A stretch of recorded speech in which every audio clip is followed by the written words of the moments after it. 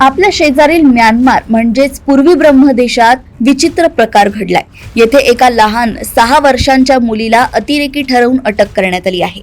या मुलीवर निवृत्त आर्मी जनरलच्या हत्येत सहभाग घेतल्याचा आरोप ठेवण्यात आलाय। या प्रकरणात म्यानमार लष्कराने या मुलीला आरोपी का केले असा सवाल तुम्हाला नक्कीच आला असेल। वास्तविक निवृत्ती आर्मी जनरल यांच्या हत्येतील प्रमुख आरोपी असलेल्याची ती मुलगी आहे। म्यानमार आर्मीने एकूण 16 लोकांना अटक केली आहे। 2021 मध्ये सत्तापालट झाल्यानंतर शेकडो मुलांना अटक करण्यात आली असल्याचे मानवाधिकार संघटनांनी म्हटलंय। म्यानमारच्या सैन्याने आरोप ठेवलाय की या हत्येच्या मागे निर्वासित सरकारनं नॅशनल युनिटी गव्हर्नमेंटचा हात आहे।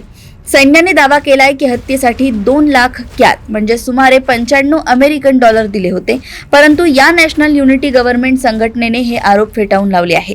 2021च्या आर्मीने सरकार उलटवल्यानंतर म्यानमार येथील स्थिती खूपच तणावपूर्ण झाली आहे। सर्वसाधारण निवडणुकांनंतर निवडून आलेल्या सरकारला हटवून आर्मीने सरकार ताब्यात घेतलंय।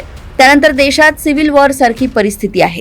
विरोध करणाऱ्या सर्वसामान्य नागरिकांना, महिलांना आणि लहान मुलांना तुरुंगात डांबलं जाते।